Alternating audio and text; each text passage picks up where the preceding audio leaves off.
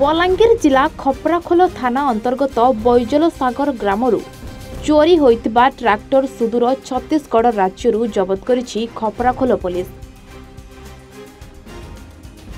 बैजल सागर ग्रामरू गत जानुआरी 28 तारिख दिन चोरी होइतिला ट्रैक्टर। एही घटना रे 5 जण युवक को पुलिस गिरफ्त करिछि। सूचना अनुसार गत 28 तारिख विलंबित राति रे खपराखोल थाना अंतर्गत बैजल सागर ग्रामर हृदानंद साहू तांको धान कल सम्मुखरे ट्रैक्टर रखिथिले। बलांगीर निकटस्थ अंचलर 4 जण दुर्बृत्त एही ट्रैक्टरटी को चोरी करि नेथिले। एहा परे सेमाने उक्त ट्रैक्टर को बिक्री करिबा उद्देश्य रे मध्य रात्रि रे सुदूर छत्तीसगढ़ राज्य को नहीं फेरार मारथिले। ट्रैक्टर मालिक हृदानंद साहू खपराखोल थाना रे जानुआरी 29 तारिख रे एक लिखित अभियोग करथिले। एही अभियोग को भित्ति करी खपराखोल थाना अधिकारी रमाकांत साहू गोटे पुलिस टीम गठन करी तत्काल रास्ता आख पाखरे लागिथिबा सीसीटीवी आधार रे चोर माननकु खोजिबा आरंभ करि देथिले।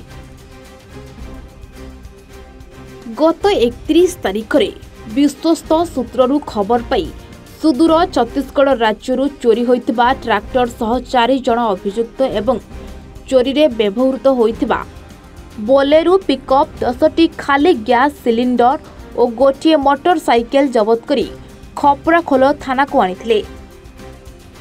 चोर मानकु अधिक पचरा उचरा करिबारु सेमाने आहुरी चोरी करी बिक्री करिथिबा कथा पुलिस सम्मुखरे स्वीकार करथिले। पुलिस ताहा सुनी लाठोर थाना अंतर्गत मसिणा ग्रामरू राजेंद्र मेहर को गिरफ्त करने सह तांको पाखरू आहुरी 3टी ट्रैक्टर जबत करथिले। समुदाय 4टी ट्रैक्टर एवं 5 जण अभियुक्त बलांगीर सदर थाना अंतर्गत खुजेनपाली ग्रामर ब्रह्मचारी सांतुन, बलांगीर टाउन थानारू अमित बाग, बलांगीर टाउन थाना अंतर्गत सालेपाली ग्रामरू प्रीतम शर्मा, लुईसिंगा थाना अंतर्गत रानीपाली ग्रामर श्रीकांत सिका एवं चोरी सामग्री किनिथिबा व्यक्ति राजेंद्र मेहर को गिरफ्त करा जाई खपराखोल थाना केस नंबर भारतीय पेनाल कोड 379 अधिनियम अनुଯାୟୀ पाटनागढ़ कोर्ट को चालाण करा जाइथिबा बेले कोर्ट रे जामिन नामंजूर हेबारु सेमानंकु विचार विभागीय हाजत को पठाई दिया जाइथिबा उपखंड पुलिस अध्यक्ष ज्योतिर्मय भोक्ता खपराखोल थाना रे होइतिबा प्रेस विज्ञप्ति रे प्रकाश करिसेंती। पुलिस रे एपरी कार्य को विभिन्न महलरू प्रशंसा करा जाउछि। गत 28 तारिख जनवरी 28 तारिख राति प्राय 12टा बजे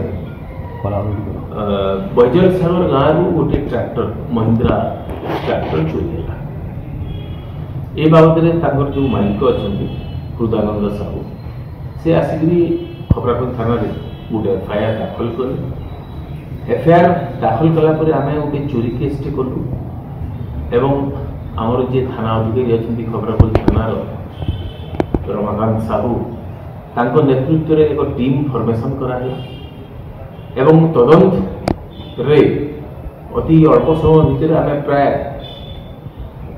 36 घंटा मध्य आम केस टाक डिटेक्ट कलु।